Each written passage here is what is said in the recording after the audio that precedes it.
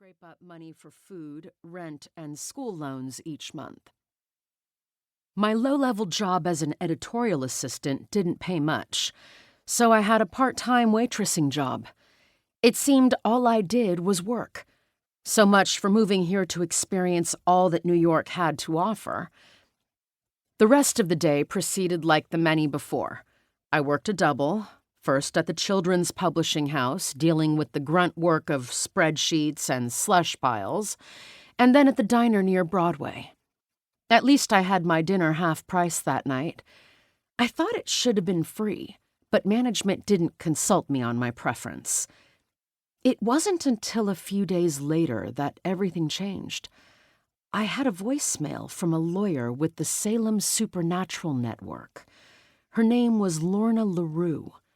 She asked me to call her back as soon as possible. Salem. I exhaled and stared off into the distance. I hadn't been there since I finished high school and had no desire to return. A witch without magical talent had as much value there as a prince in a castle cursed to live as a toad. An incident when I was a kid flashed in my brain, when I'd almost burned the family house down. My throat clogged as if still filled with smoke. Shuffling into the tiny galley kitchen, I filled a glass with ice water and gulped it as if it would douse the flames in my mind. And what the heck was this Salem Supernatural Network? I groaned. The name pretty much spelled it out for me. It had to be a network for supernaturals in Salem. The strange fluttering in my chest that originated when the train jolted me returned. What the what? It was like someone pressed a button to turn it back on.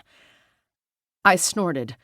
The one pressing the metaphorical button was me, and it had to only be nerves. I leaned forward, bracing myself with the edge of the counter for support, and tried deep breathing to rein in my anxiety, or whatever it was that agitated me. Suck it up, Buttercup. With one more deep inhale, I tried to summon courage. Carrying my water over to the living room, I sat on the tattered brown couch of unknown origin one of my roommates had brought home. After one more sip, I picked up the phone to call the lawyer, Lorna LaRue. What alliteration! Lawyer Lorna LaRue. Lawyer Lorna LaRue. Focus. When Lorna answered the phone, she relayed information that would knock the stripes off a tiger. Your Aunt Margaret Goodwell recently passed away. She left some of her estate to you, including her house in Salem. I pulled the phone from my ear and stared at it like I'd detect something to indicate this was a prank. Raising the phone back to my ear, I said, That can't be right. I barely knew her. The last time I'd seen her was when I was a kid. It was what she wished, Lorna replied. While I listened, stunned, Lorna summarized what happened. My aunt had been found unresponsive in her house and had died of heart failure. As a witch with an affinity for the earth, she'd arranged for her ashes to be returned to the earth on her passing. It has been done.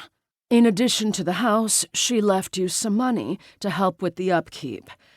Can you come to Salem so we can take care of the paperwork in person? It took a few seconds for my brain to catch up to this minefield of surprises. After mentally calculating how many vacation days I had, I figured I could go up on Monday so I wouldn't lose too many waitressing shifts. How many days would it take to deal with whatever went along with inheriting a house?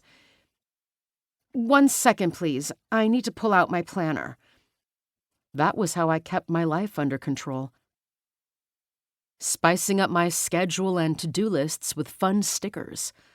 I glanced at the days ahead. How about Monday? Terrific. I'd suggest spending a week or two in town, if you can. That long? I groaned inside. I didn't have that sort of vacation time. Plus, I needed my waitressing income to pay my...